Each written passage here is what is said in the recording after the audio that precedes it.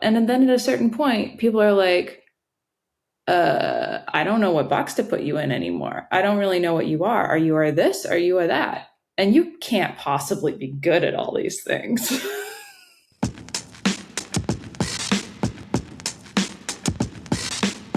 Hey, Han. Hey, Sheree, how's it going?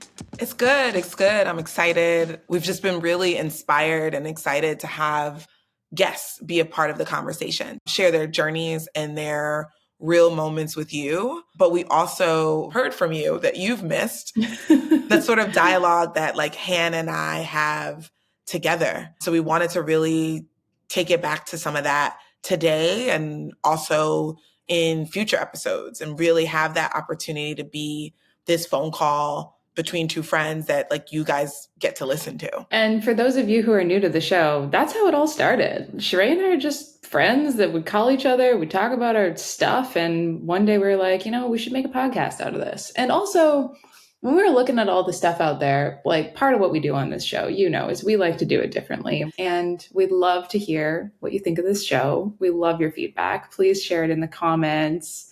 Send us a note. You know where to find us on Instagram, Twitter. Yeah, let's just get into it. Since we're getting into it, Hannah, tell me the moment it just got real. So, some months ago, I was doing a little bit of reflection on my career. And I was just like, wow, how did I get so far away from the thing that I love, which is design?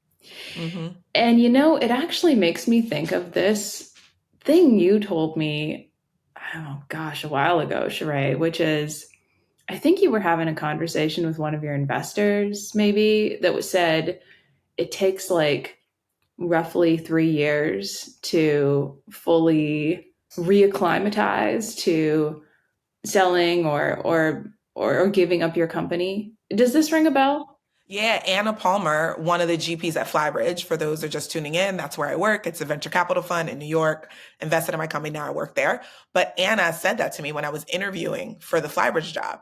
She was like, it's going to take you 2 to 3 years to like find yourself again, to know what's going on with you post being a founder. Right. And I mean, it took me like the full 3 years, let's be real, because I sold my company at the end of 2020. And I feel like the back half of 2023 was like, hold up.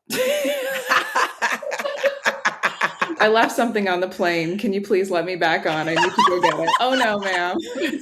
we're gonna have to ship that to you. And it got lost it got lost at a lot of destinations along the way. And I'm just like, it's so interesting when people give you this advice up front, like it's gonna take you 2 to 3 years, and you're like, man, I'm gonna move through it faster than that. And like, no, you absolutely don't. And I actually posted about this in an amazing community that I'm a part of, the OGC, the Old Girls Club, for those of you who don't know this community. Highly recommend. Mallory Contour runs it, and it's just this incredible Slack network of like, I hate to use the word badass, but they're like women that are more experienced. And I was like, hey, any founders in the founders channel that like have gone through an acquisition, that want to talk about it with me, because I feel like this isn't like something we talk about as much. And I checked back 2 days later, and I should probably check back again just to see if there's more comments since, but like there was really nothing. Wow. And that's when I realized, like, not only culturally do we not talk about this, because nobody wants to talk about the like what happens after you sell, because selling is the big moment, but also there's so few women that get to that point. Yep. That the sample size is like hella tiny. Hella small. Like I was thinking about it, like, okay, who else do I know that's a woman that has sold their company that I could talk to about how I'm feeling? And I was like, I can think of one person. Wow. And I was like, okay. Yeah. I'm sure men go through this too, but maybe they have more of each other to talk to about it. And maybe it's also a little bit different for women. It's going to be different for everyone. But kind of getting back to my real moment here, I think that in reflection, it is really hard to figure out how you slot back into a career, if that makes sense, after being a founder. And the reason for this is, at least for me, not to speak for everyone, is that being a founder requires, or being a startup founder, I should say, requires a ton of super general skills, right? You need to be a great pitcher. You need to be a great product person. You need to be good at hiring. You need to be the face of the company. You need to be able to do your finances. You need to have a good eye for design and run your Instagram account when no one else wants to do it at Sunday morning. You got to do all these things. Yep. And so you kind of come out of that experience and you're like a bit of a jack of all trades. 100%. Right? And you're like, okay, wait, what am I actually good at? Like, what is my thing? And also, I think other people look at you and they're like, what box do you slot into? No, I remember telling Eric Blatchford, what job am I applying to? Like that was I was literally was like, what do I type in the search? Like, I do not know. Yeah, what am I now? So that definitely resonates. That definitely resonates. And I think in particular for women, and this is where I'm going to go out on a limb a little bit, I think in particular for women, the world wants us to fit into a box. And they are uncomfortable with the idea that we fit into multiple boxes. So, quick example. I can think of many, but like easily on like 5 fingers right now, men who either have started companies or been like founding, key members of companies that are like incredible product people, decent or like really good engineers, and also great designers with excellent business acumen that can also do marketing. And when I hear investors talk about these men, they're like, he's a wunderkind. He can do it all. That's why he's founder. That's why he's a great CEO. He can do all of these things. With women, they're like, but you're a designer. So does that mean that you can do numbers? Oh, girl. Or like, but you're kind of a product background person. So do you really understand this artificial intelligence stuff? Can we get your technical co-founder in the room? Because that's my experience. Same for if you're good at storytelling and marketing. Like, then you must not be good at math, right? 100% no. 100. We know you're good at the storytelling. 100. Like, are you sure you've got this ops thing down? If you're really good at operations, you're great at hiring, but like, do you really know how to market your company? It's like, can you really sell and fundraise?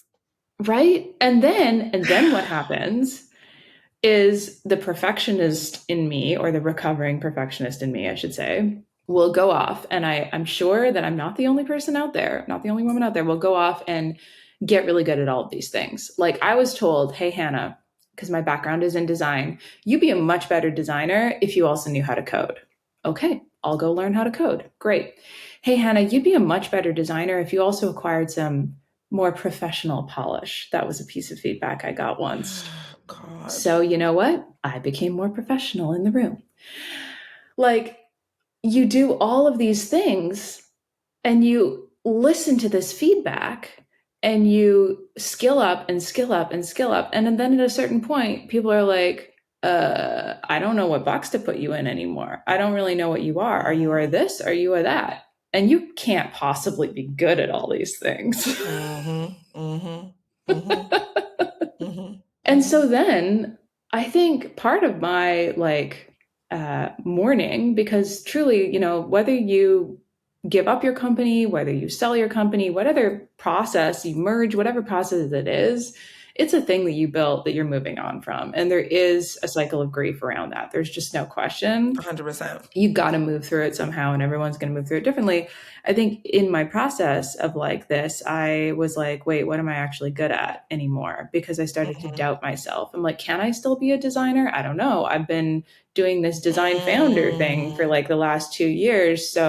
Or 3 years. So like, would someone actually hire me for a straight up design job now? Oh, I don't know. And I would start doubting myself, like, maybe I can't do this anymore. Maybe I need to be doing a more business focused role. Maybe I need to be doing like a this. And I am sure I'm not the only one out there. I mean, does this resonate with you? You went through this too. I still don't know. Like my job now is kind of also still very jack of all trades, but I really till now don't know what, like if I were to apply for like a more defined skills-based job, I do not know which one it would be. Like on today, I don't know. What was I doing before? I was working in agriculture. Can I still go to like an agricultural organization and like lead a thing there? I don't, maybe, probably. Would they hire me? What do I say to get the job? Like, I don't know. Like, I really don't know. And I think it's such a valid experience. And it also doesn't feel like anyone teaches you how to work through it. There's just kind of this, at least to me, it seems like there's this assumption, because it was kind of the advice that was given to me. It was like, well, you're not going to really like go on a job board and apply to a job anymore, especially if you're a venture back founder. I want to qualify like what we're talking about here, because I do think it's different depending on what perspective you're coming at the term founder from, but particularly for any of us that have gone through some round of venture funding and the network building required to even do that. I think the assumption is you just kind of start falling into founder stuff versus like coming back to maybe some core skill set or passion that you had before you took on this identity. Exactly. And so then my question is, but what if you want to? So I had plenty of people along the way say to me, Hannah, why don't you start another company? They're like, oh, you did this. You can clearly do it again. Why don't you do that?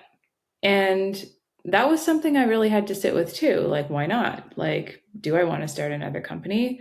And I didn't, for a number of reasons, for a number like of lots of like personal reasons. Also, it's, you know, it's super hard and stressful. But the biggest one is you have to have the right idea. Period. And you have to have an idea that you want to work on for the next 10 years and give up literally everything for. Yep. And right now, I don't have that. I have lots of ideas every single day that I think are interesting, but none that I'm like, would I want to work on that for the next 10 years? Like that lightning doesn't just strike every day. So like when it does, yes, maybe I will start another company, but like right now, that's not what I want to be doing. Right now, I actually want to be working in a more established company. I want to be working with a team, all these things. And so there's a pretty good chance that coming out of your founder journey, for those of you out there who have done it, you might actually just want to interview for a job.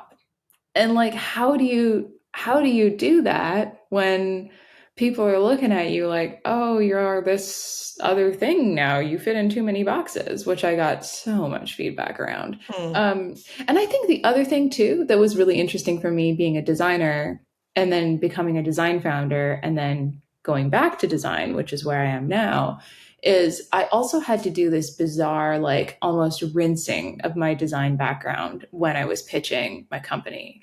So I got feedback that I looked too designy, or that like maybe I wasn't, you know, producty enough, or maybe not technical enough because of all of the reasons I listed previously. So I went to like great lengths to sort of like redo my story, you know, like, yeah, I'm a designer, but I'd play up the part that I was like building computers with my dad when I was a teenager. And like, I got my start working on a Mac Plus and was like obsessed with how that thing worked, which is also true. But again, but you were indexing for those things in service of exactly like who you needed to be for these people. Put me in this box, not in that box in your brain. Put me in the like, she understands how technology works box, because I was building an AI company. Because, you know, they're like, wait, you're the founder of an AI company and you have a design background? How does that work? It's like, it's called innovation, but never mind. Right. You know, and so I did all this like personal rebranding, literally, like as dumb as that sounds, my LinkedIn and like my website and just how I showed up to things too. Like, I mean, I used to, you know me, I used to like dress in all sorts of like pattern clashy, like leopard print on leopard print, you know, donut leggings under cutoff jean shorts with high top sneakers. That doesn't work so well in a Silicon Valley boardroom. You're not going to walk into Sand Hill Row wearing that get up if you're running a tech company. I learned very quickly that there's one outfit that really works, and that's like a nice black top, preferably a turtleneck, a pair of jeans, and some expensive looking sneakers. The Steve Jobs uniform. I want to challenge that a little bit, because a couple things I'm hearing you say, right? So you're like, it feels like some level of you took this on as truth. Because even in your reflection of your founder journey, you're still calling yourself a design founder instead of a founder. Yeah, that's Like, true. why did you adopt that? And why did you feel like you didn't have space to push back? I mean, even for myself, I certainly didn't look like, and even till today, like I don't look like a typical person working in VC. I don't dress like it. Like maybe sometimes my tops are a little low. Like I, but I push back a lot in terms of Yeah, you like whether do. it's subtle. I refuse. Like I Hmm. literally refuse to be someone else. Mm, And sometimes it bites me in the ass. Like I really wanted to be an investor now. And I got told that like I didn't know enough about AI, but nobody even asked me what I knew or what I wanted to do in it. And it really pissed me the fuck off, to be honest. that's a good little real moment right there. I want you to answer the question. I do want to Hmm. know Hmm. why you felt like you needed to listen to that. Yeah, no, you are so right. And like I let myself be pulled into it a bit too much. Like I wish I could have pushed back more. And Mm-hmm. I've always admired that about you. You're amazing at it. And I think in that moment of like being a founder, I was like, no, I really want to make this thing work and I'm going to do anything that it takes to make it work. And if that means dressing differently, if that means, being less whatever, like if that means looking like a certain part, like fuck it. I'll Mm, do it because this is what I want. And it's not in like a losing my integrity way, but in like okay, if this is what I need to do to play the long game, then like that's what I'll need to do. mm-hmm. And I Mm-hmm. think it's like it's six of one, half a dozen of the other, because in Yeah. they both bite you in the ass, like you just said. Like occasionally it's bitten me in the ass. People don't like the way I show up. Okay, well, that's going to happen. Yeah. But what I did, it also bites you in the ass, because at a certain point, I'm like looking at my closet and my LinkedIn. I'm like, wait a minute, what happened? Like this doesn't feel Who like am me I? anymore. Who am Mm-hmm. I? Mm-hmm. Who Mm-hmm. am I? Exactly. Question for you. Yes. How do you determine when to like lean into that Hmm. like play the long game, so make these decisions that maybe don't feel 100% like me authentically, Hmm. and or when do you like put your foot down and be like, nah, like this I'm standing on? How do you make those differentiations in your Oof, that is a journey? great question. I don't know if it's as clear cut as that. Okay. I think it actually requires your own self reflection and other people to keep you honest. Because if True. you're going to like play that long game, be like, okay, here's a thing. I'm just going to like suck it up and do it because this is what I need to do to like get the thing. We all have to do that sometimes, right? And I'm sure That's like, called work. yeah, that's called work. That's called being an adult. But there is this moment, I think, later on where you're like, wait, am I still being true to myself inside, which is like the most important thing? Do I still know who I am? Do I still have my center of gravity inside? And like, if the answer to that is like, ooh, I don't know anymore, maybe I lost it somewhere along the way, I think that's when you Mm, need to do a reality check and ask the people around you who are like your life mirrors, like, hey, Oh, I did love I go that. off the Life rails mirrors. here? I feel like that has to flash across the screen like life mirrors. Yeah. That's good. Because That's as good. long as you're true to yourself and you're true to your own integrity, I mean, that's what allows people to trust you. That's what makes you like Mhm, a person mhm, that is, mhm. like otherwise you're kind of lying to yourself and nobody wants to be there. Yeah. But I do think it's perfectly acceptable to like to the extent that you are comfortable with it, and we all have our own limits of what comfortability is, to do what you need to do to get what you want. Period. And interrogate, which I think my process, especially now, has been to like interrogate what I believe defines me Hmm. and then decide where to make the trade-offs. Yeah. Like, is this truly a defining thing? Or is it like an opinion I have or like a stand I have that like, yes, matters to me, but like I don't need to like stake myself and claim on it in that way. And like, is there space between those things? Like, what do I have deep conviction that feels like values based?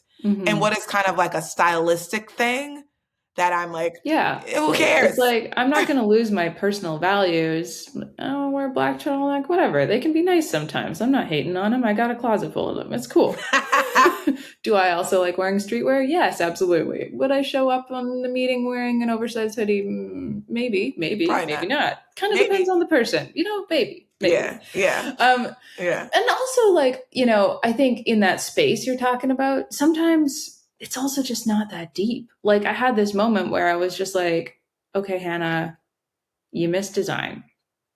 Cool. Let's get back to that. Why do you miss it? And I was like, it's fun. It's just fun.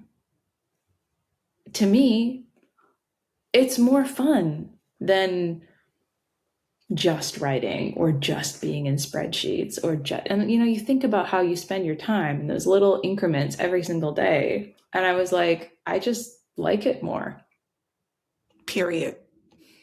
We talk about a lot of hard things on the show, and sometimes maybe life just doesn't need to be that hard. Like, being a founder is really fucking difficult, and I was like, wait, why am I still doing all the hard things that, are maybe not as fun for me personally, or just because I can do them doesn't mean I should be. Or that you have to. Or that I have to. And so then as soon as I kind of just had this like unlock, I was like, fuck it.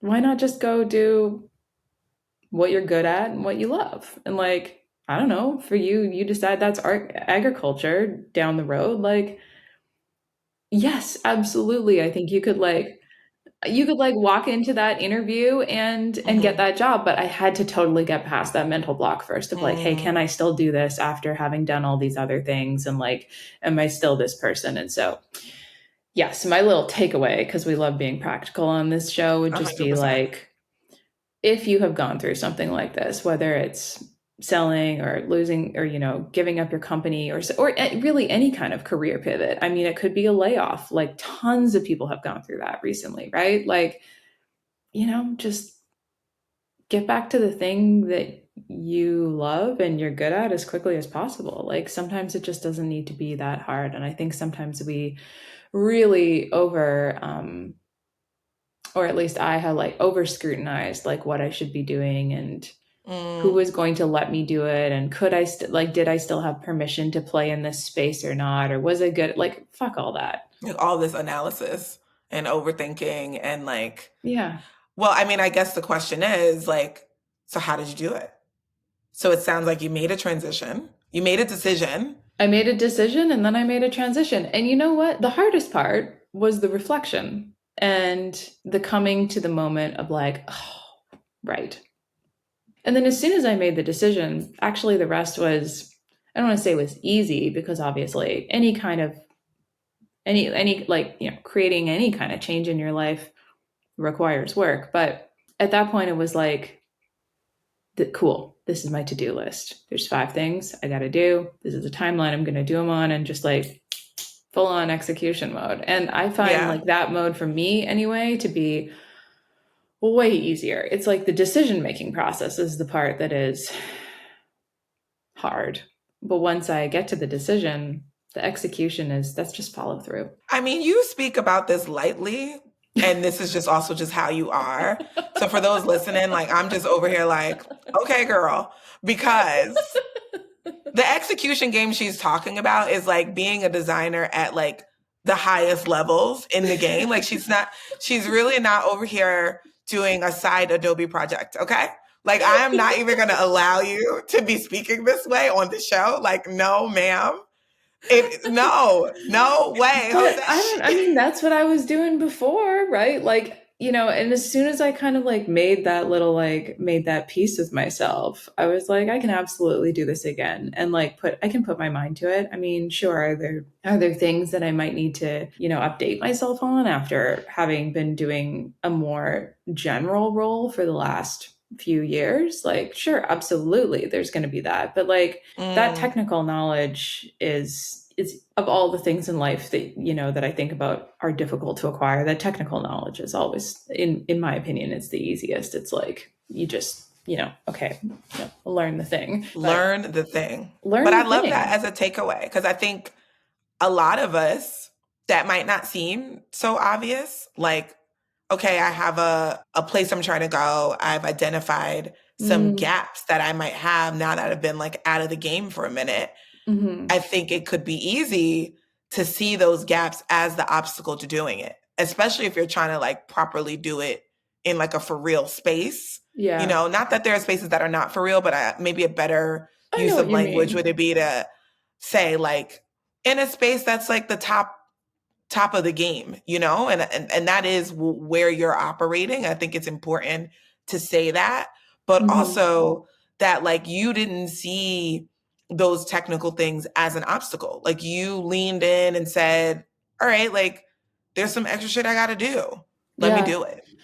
You know, I think I've always, and maybe this kind of goes back to my like, okay, we were talking about being nerdy and into computers, but like maybe it kind of goes back to that, and maybe just having, I don't know, maybe it was like being born in the time that I was born in, and in Mm-hmm. this life, like having seen, literally seen technology like happen around me as a Mm-hmm. child, and you too. And like we had to, it was just like, I remember, oh, this is a computer and this is the internet. And here's how, we're going to learn how to type. And now things aren't, you know, like it was, I've just always viewed all that stuff as like, oh, this is just a skill to acquire. Like, oh, wait, coding, that it's not like hard per se. It's just a language to learn. You know, go take a Mm-hmm. tutorial. Like, and I've said this to founders too, who are like, oh, my background is this. I'm scared about what, you know, like my background's X. I'm scared about Y. Like, I don't know. You know, I've never had to do financials Yeah. before. I'm like, take a LinkedIn tutorial. I don't know. Go like watch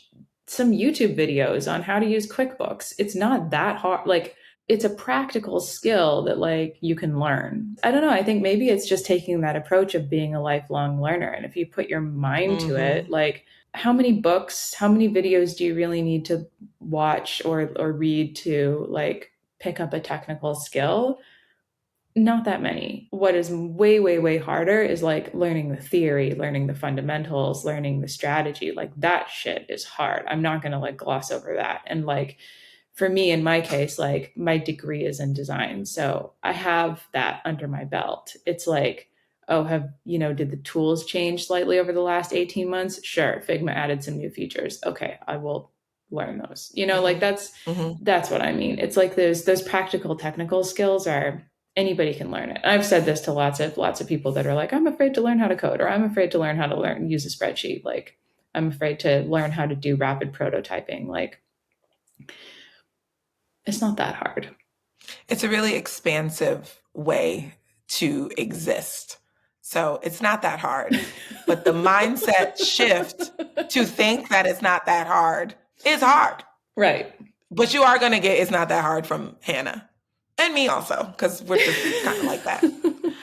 So, I mean, I think I love like where you landed on this and that you were able to like get out of your head, get out of your stuff, you know, get out of the trough of guilt that comes with like leaving something you built behind Mm-hmm. and move back into a spot where you're doing something that's like actually fun to you and that like you care about in a way that allows like some whimsy and fun into your life while still like being super skilled at it. And I'm wondering if you had to reflect, we're going to do like a bit of a pullback here. Like Mm. if you had to reflect on, all right, let's rewind the clock to the deepest part of that, like existential, what am I going to do moment? Like, what would you do differently? Mm.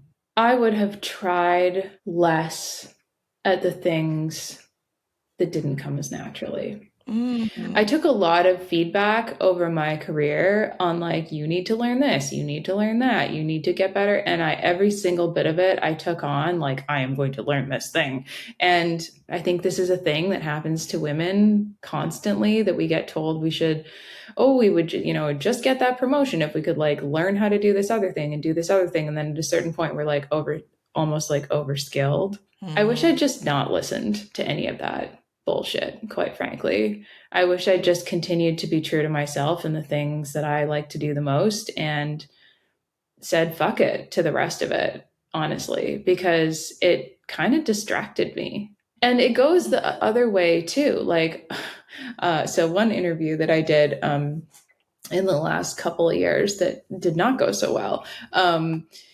The hiring manager, this designer, was like, "Oh, we just think this role is too small for you. Like, you've done so many things. Like, we're just concerned that you wouldn't be satisfied and that like you wouldn't have enough, breathing room. And like, you've built two companies. Like, are you sure you want to be a design manager? We just didn't, the hiring committee didn't feel like you were right for this role because you've just done so much. We just think we're going to stifle you." And I took that feedback on in the moment of like, oh man, maybe I can't do this. And it like really kind of like set me off course for a minute. And looking back on all of that now, I'm just like, that is some hot bullshit. Like, who are you to decide what I want? I mean, this is people though. I've definitely heard this feedback in so many jobs, like, especially when I came off of like largely living in other countries and like my first job back in New York, I only lasted like 3 weeks, but their impression, but they hired me, but we're still every day worried about the job being too small for me. Yeah. It's like, oh, are you going to be happy? It's like, let me make that choice. As a grown ass person. And like, let me have some agency in this decision. I'm applying for this because I want to do this. Like, let me decide, like, don't make that choice for me that it's going to be too small for me or too narrow or too something. And it's like, that is part of what you have to fight back against, I think, going from a more general thing to a specific thing, which applies to anybody out there that's making that career transition right now, which I'm sure are many of you, that like people are going to tell you that you might not be happy because it's not big enough. And it's like, I just wish that instead of like taking that feedback so seriously and being like, oh, maybe I should go back to the drawing board, I was like, if I macro out and I put it all in perspective and I think about like, okay, when I was pitching trash, I pitched what, 160 investors to raise my first 2 million or something, or like 1.5 million. Like, you pitch like 160 people and 5 come in. So like, look at those ratios, right? It's like people giving you this kind of feedback, or like that, that on the flip side, the person that's like, oh, you could, if you just learned this skill, you'd be better. Like, maybe not. Maybe not do that. I think I would have been more clear about my path if I had just blocked out a bit more of that noise and all those people that told me to do all of those different things to like occupy, like, be better in all of these different ways. Like, that's just a distraction from the thing that I really like doing the most. And I actually don't think that men get this. I think the learn more thing, I know they don't. I know they don't. I'm pretty sure that no one tells them like, oh, we're not going to hire you for this job because we just think that you're maybe too good for it. I'm pretty sure that doesn't happen. No, I don't think so. I think it's a woman thing. I think it's a minority thing. I think the whole like, just keep learning more before you take the leap is just like not a thing said to men. But yeah, it is what it is, and we're in the world we're in. So, yeah. You sort of came to this moment after some serious self-reflection and you realized like these trade-offs you'd been making even before you were a founder, Yeah. like just like in your career. I mean, you've been a founder twice, but like you've been making them. Are there any things that came to you in that self-reflection or any tools you used that you feel like almost like you would sample them, like you would put them over a track in the future, like you would use them as you're having, because this like life is ever growing, ever evolving. This will not be the first time you need to have this to like look at this moment. Maybe the circumstances are different, but is there anything that you feel like, oh, this will always be a part of my process when I confront something like this again? Yes. And it's actually just like a really simple one. And I totally can't take credit for it because it exists in like so many different formats. Just like super fast 5-minute Friday wrap up reflection. Like, how did this week go? As I'm thinking about planning for next week, do I feel burnt out? Like, do I feel tired? what gave me energy, what took energy from me. Really, it's that question, where did I feel like I had to like expend a lot of energy, and where did I just feel like it was like easy? I'm also very rigorous about like checking in with myself quarterly, half yearly. Like I'll run an experiment and be like, I'm going to do this for 6 months. And if I don't feel like I'm getting what I'm looking for at the end of it, like, okay, it's time to pivot, And I think that's like a founder thing too. It's like, okay, we're going to do this. We're going to spend this money on this campaign for the next 4 months. If it's not working, like, or whatever do something else. Yeah. Yeah. You have to like time box every single thing. And so just being really holding myself accountable on schedule, because time can just slip away so easily. And before you realize it, you're like, wait, I've been kind of miserable in this role for a year, or like I've been complaining about my, whatever for more than a year. Like this can just happen. We've all been there. And I think the only way it doesn't happen is by holding yourself accountable with time. I love that. And I love the idea of time box anything. It's definitely something I've gotten from you. I remember when I needed to stop drinking and you were like, you need to do it. And I was like, oh, I'll do it for a month. And you're like, no, you need to do it for 100 days. And it like, it was so funny because all my other friends were like, yeah, a month is great. And you were like, nope, if you don't do it for 100 days, like it literally doesn't mean anything. And I was like, wow, I guess I need to do something. But it has fundamentally changed my relationship with drinking. Like I drink again, but I drink so much differently. I'm not making like poor decisions. And I'm not having like big regrets while drinking. And so like, thank you for that one. But like, you're really good at that. And I think, even in the conversation we were having before we started recording today, even like financial goals and things, like you are really good about time boxing.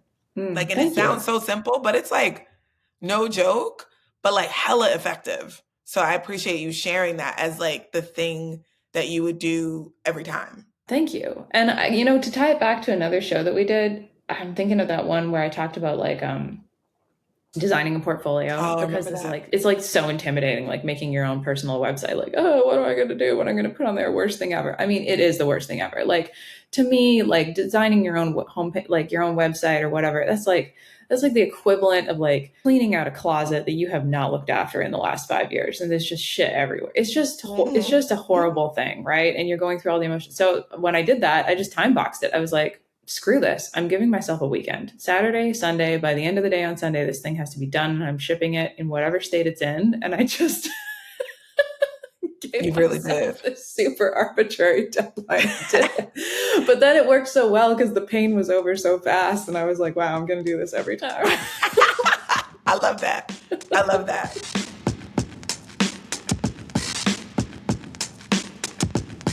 I read this really interesting article about how the Jordan brand is like at its lowest point. Really? Why? Everybody loves Jordans. For the first time ever on like StockX, they're depreciating in value, even for the most classic Jordans. I lied to you not. We just watched the Air movie the other week. Have you seen it? No, I haven't seen it. It's great. It's like, it's about the invention of the Air Jordan. Yeah, and I heard that it's like really about the shoe.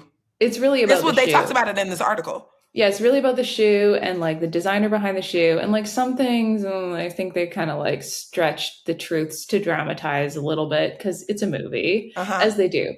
But like it's still a really incredible story. Like, I mean, and the scene where they're looking at it, the guy that's like trying to do the deal with Jordan, like trying to get it done for Nike, because Nike's in the tank at this moment, right? Yep. Which like people really don't remember. Yeah, anymore. And like they didn't have any presence in basketball at all. It was like it was all Converse. It was all Adidas. Everybody wanted to wear Adidas, like a Run DMC song, right? Like nobody's saying like my Nikes. No, that was nobody. Those were not the lyrics, right? No, 100% no.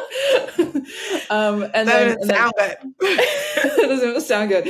And then everyone was wearing Converse, and so there's this scene where he's looking at the shoe, and the designer I love the character of the designer. He's like this super nerdy guy who's like, I've studied basketball shoes my entire life, and like this is my life's dream to create the perfect basketball shoe. I don't know how true all of that is, but whatever. It was a great scene, and they're burning the midnight oil like on the weekend, like working late, and he's like, the guy's trying to get the deal done. He's like, I don't think it has enough red on it. And he was like, oh no, we can't make it more red. That's regulation, because there were these regulations that you couldn't. Yeah, the NBA players couldn't wear colorful shoes. They had to have a certain. Interesting. Yeah, they had to be like some percentage of white.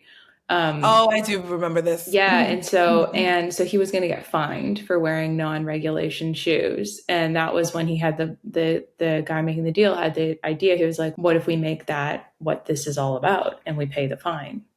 And so Michael Jordan actually got fined for every single game he played because with his the red, shoes, black, and white colorway. Exactly. And so Nike paid those fines so that he could wear them, and that was the thing. And I mean, obviously, what a freaking marketing strategy.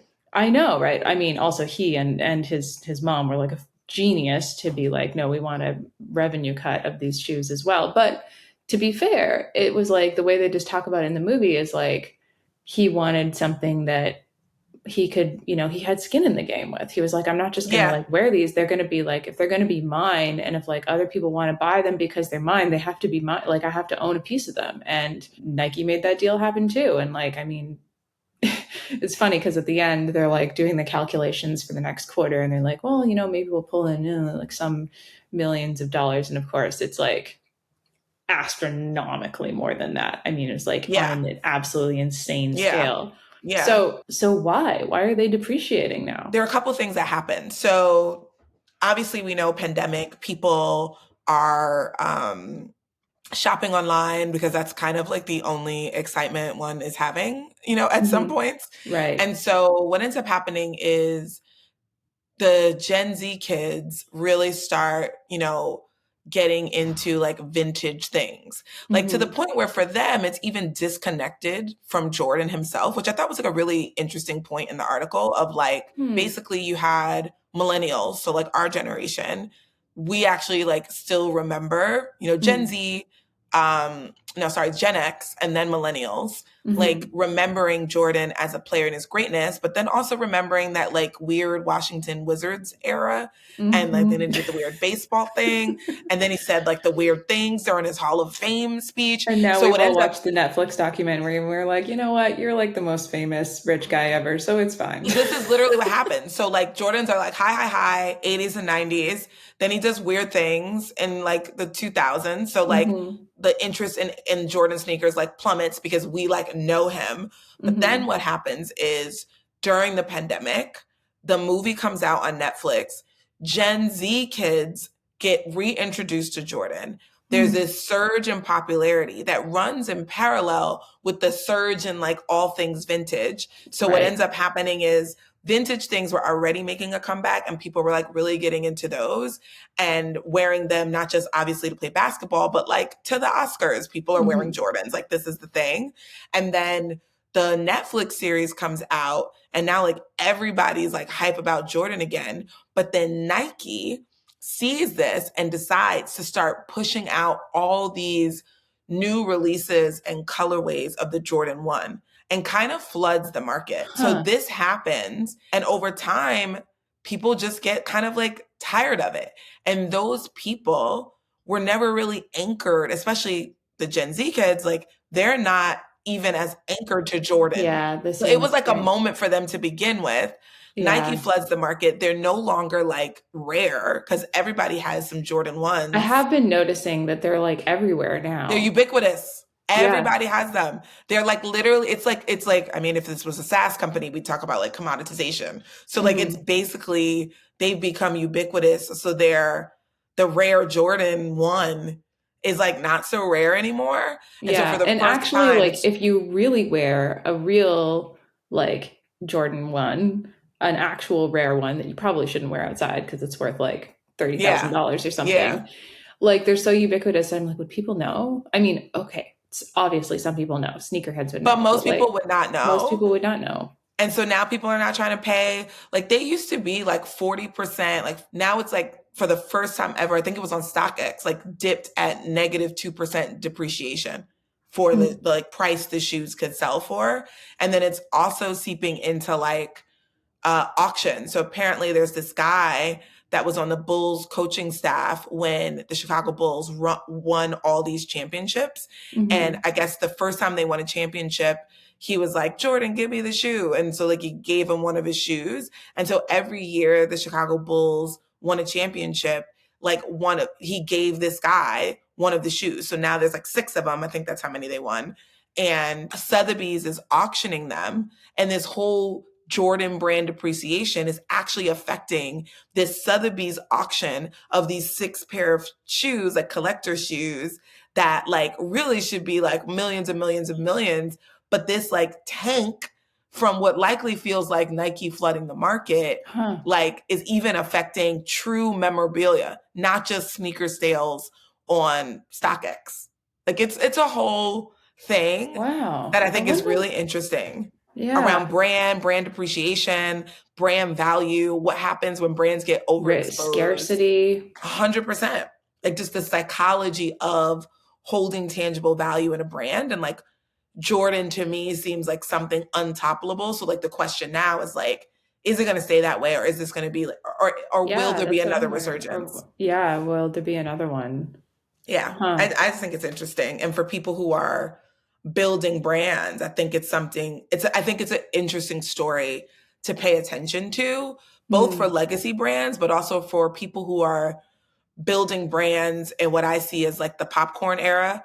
Like you got to make it hot on TikTok, but then like what happens? What happens when everybody's TikToking it and then it's saturated? What do you do for that next virality moment or that next, like, I think it's anyone who thinks about brand, like I'm a big brand person.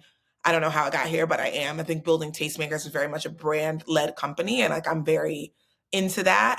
And I just find this story like really fascinating. I love that you brought this record scratch moment. I gotta read this article now. Look at us talking about sports on this podcast. This is a first for us. I'm proud of us for going there and talking about a topic that we probably feel less qualified to talk about than other topics. Yeah, dating basketball players doesn't mean you're qualified to talk about basketball. So, but it gives me a leg up. That's a show. Hey, everyone, let us know what you thought of this. We were just trying to take it home, do the phone call thing again, and break up the format a little bit. And please hit us up on Got Real Pod on all the socials. Let us know. We love to hear from you in the comments. And hey, if you like the show, give it a rating. Your ratings really help us get this to more folks. So we will see you on another Thursday.